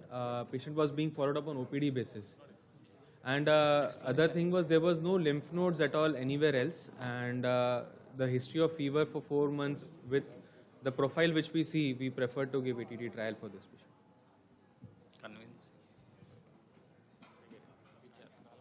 So, Liver, there are plenty of causes of liver granuloma. Yes, sir. And of course, the commonest is tuberculosis. So, in absence of causation, it's a very dicey decision. But then, you said he responded. Yes, he responded. Thank you, Ravi. Thank you.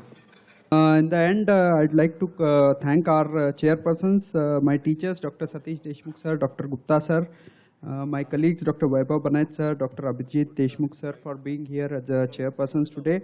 I'd also thank online chairpersons, Dr. Rajesh Bafna. I'd thank all my colleagues, Dr. Bhushan, Dr. Saurabh Mukiwar sir, Atul, Dr. Atul and Dr. Ravi for presenting beautiful cases, and thanks to the wonderful audience who are there even on this cold, chilly night. Now I invite all of you for dinner, and we close this 102nd Midas meet. Thank you. Good night.